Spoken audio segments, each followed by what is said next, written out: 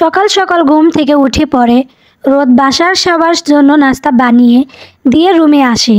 সকাল সকাল বাড়ির সামনে গার্ডেনে বসে এক্সারসাইজ করছিল নিলয়। এমন সময় নীলা তাড়াহুড়ো করে গেট দিয়ে ঢুকেছে। নীলা দেখে নিলয় জোরে ডাক দেয়, এই যে খালাম্মা, কোথায় যাচ্ছেন আপনি? কারো ডাক শুনে পেছন ফিরে তাকায় নীলা। ব্রকুসকে বলে, এটা সেই কালকের হাদারামটা না? আবার খালাম্মা কাকে ডাকছে? নিলয় নীলার সামনে এসে দাঁড়ায়, তারপর বলে, এই বাড়িতে কার কাছে আসছেন? নীলা বিরক্ত হয়ে বলে, আপনাকে বলতে যাব কেন? নীলয় হেসে বলে, তো কাকে বলবেন খালাম্মা? নীলা রাগান্বিত হয়ে বলে, এই ছাগলের 3 নাম্বার বাচ্চা শিওরা গাছের পেতনির জামাই। আপনি কাকে খালাম্মা বলছেন? হ্যাঁ? নীলয় হেসে দেয়, তারপর বলে, আমি তো আপনার নাম জানি না, তাই খালাম্মা বলে ডাকলাম। যদি নামটা বলতেন তাহলে আর ডাকতাম না খালাম্মা। নীলা রাগান্বিত হয়ে বলে, অসভ্য লোক, তো আপনি নাম জানবেন না তাই বলে খালাম্মা বলবেন? নিলয় বলে, আচ্ছা তো নামটা বলেন এখন। নীলা রেগে গিয়ে নিলয়কে সামনের দিকে ধাক্কা দেয়, তারপর বাড়ির দিকে যেতে যেতে বলে, আপনার মতো হাদারামকে এই নীলার কখনোই নিজের নাম বলবে না। নীলার কথা শুনে নিলয় হেসে দেয় আর নীলা বিরক্ত হয়ে বাসার মধ্যে চলে যায়। নীলা রোদের রুমে গিয়ে দেখে রোদ গোসল করে বেরিয়েছে, এখন ফ্যানের নিচে চুল শুকাচ্ছে। নীলা গিয়ে রোদকে জড়িয়ে ধরে। রোদ নীলাকে এত সকাল সকাল এই বাড়িতে দেখে ব্রুকুসকে জিজ্ঞেস করে, তুই এত সকাল সকাল এইখানে? নীলা রোদকে জড়িয়ে থাকা অবস্থায় বলে, আম্মু পাঠিয়েছে আমাদের বাসা থেকে নাস্তা করে, তারপর ওইখান থেকে রেডি হয়ে কলেজে যাব, তাই এত তাড়াতাড়ি তোকে নিতে আসলাম। রোদ কিছুই বলে না। নীলা আবার বলে, আচ্ছা রোদ, এই চৌধুরী বাড়ির ছেলেদের কি মাথা তার কি সিরা নাকি? রোদ বলে, মানে? নীলা তারপর নিলয়ের কথা বলে। রোদ এই কথা শুনে ফিক করে হেসে দেয়। তারপর রোদ বলে, নিলয় ভাই খুব ভালো মানুষ, তবে একটু চঞ্চল টাইপের, সবসময় হাসি খুশি থাকতে পছন্দ করে। নীলা মুখ ভেঙিয়ে বলে, কতটা ভালো বোঝাই যাচ্ছে, আজ তো একটা হাদারাম। রোদ আবার হেসে দেয়, তারপর বলে, আমার ভাইয়ের বদনাম আমার কাছেই করছিস? নীলা আবার মুখ ভেঙিয়ে বলে, হাদারামকে তো হাদারামই বলবে, এতে আবার বদনামের কি হলো?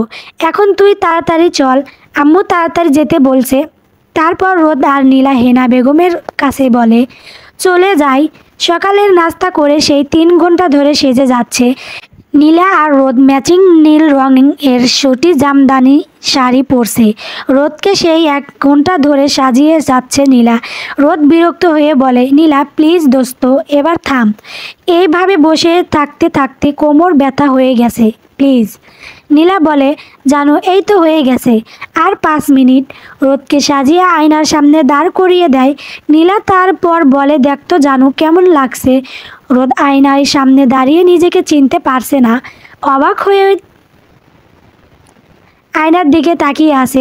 হলদে ফর্সা গায়ে নীল রঙের শাড়ি যেন জলজল করছে, সাথে ম্যাচিং অর্নামেন্টস, সাথে হালকা মেকআপ, ঠোঁটে গাঢ় লাল লিপস্টিক। জীবনে প্রথম শাড়ি পরেছে। রোদ নিজেকে দেখে নিজেই মুগ্ধ হচ্ছে। নীলা হেসে বলে, জানো তোকে যা লাগতে আসে না, কি বলবো, আমি যদি মেয়ে না হয়ে ছেলে হতাম তাহলে তোকে তুলে নিয়ে গিয়ে বিয়ে করতাম।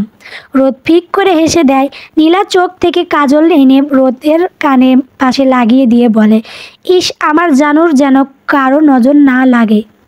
তারপর দুজন মিলে কলেজ যায়। কলেজে গেটের সামনে দাঁড়িয়ে আসে। রোদ ভিতরে যেতে ভীষণ লজ্জা লাগছে, এইভাবে কখনো শাড়ি পরে বাহিরে আসা হয়নি।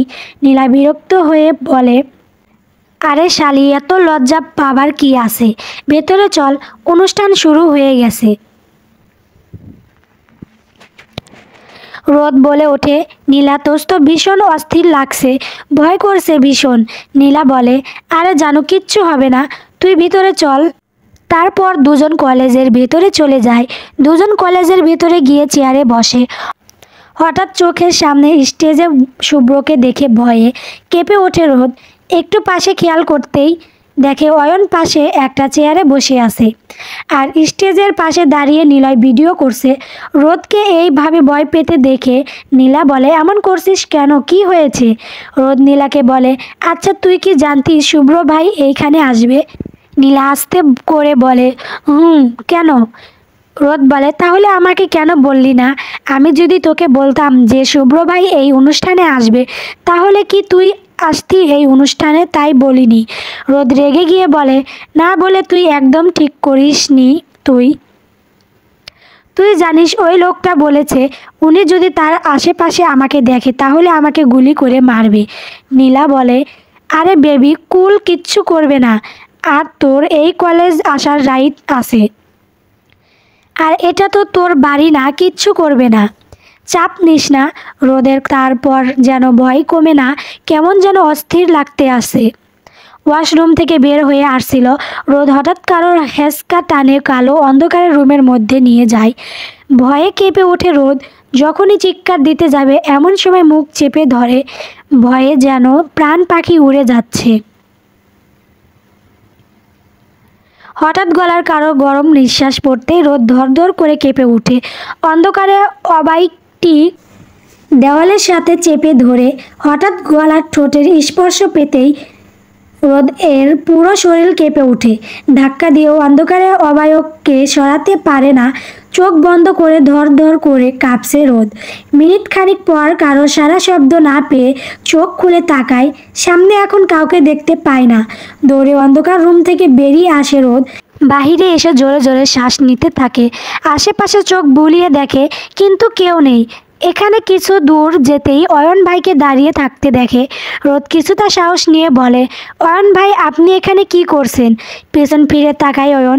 আমতা আমতা করে বলে, আসলে একটা জরুরি কল আসছিল, ওই দিক থেকে অনেক শব্দ আসছে তো তাই এখানে কথা বলতে আসছিলাম। রোদ আস্তে করে বলে, ওহ। অয়ন কেমন করে যেন তাকিয়ে আসে রোদের দিকে, তারপর বলে, নীল শাড়িতে তোমাকে অসম্ভব সুন্দর লাগছে রোদ। রোদ লজ্জায় মাথা নিচু করে নেয়। অয়ন মুচকি হাসে। রোদ আস্তে করে বলে, অয়ন ভাই আপনারা এইখানে? অয়ন আস্তে করে, আমাদের ইনভিটেশন ছিল, আর চাচা জানো অনেক জোর করছে আসার জন্য। আমি সুব্রত এই কলেজ থেকেই পড়াশোনা করছি, সেই সুবাদে চিপস গেস্ট হয়ে আসা। রোদ বলে, ওহ। অয়ন বলে, আচ্ছা চলো একসাথে যাই, অনুষ্ঠান তো শেষ। রোদ কিছু বলে না, অয়নের পিছন পিছন হাঁটতে থাকে। আধা ঘন্টা আগে নীলা গেছিল রোদকে বসিয়ে রেখে আইসক্রিম আনতে, আর এই দিকে রোদের ওয়াশরুম যেতে হয়। অনেকক্ষণ অপেক্ষা করে নীলার জন্য, যে নীলাকে নিয়ে যাবে, কিন্তু নীলা আসার নামই নেই। তারপর একাই চলে যায়। তারপর অনাকাঙ্ক্ষিতভাবে এই ঘটনা ঘটে।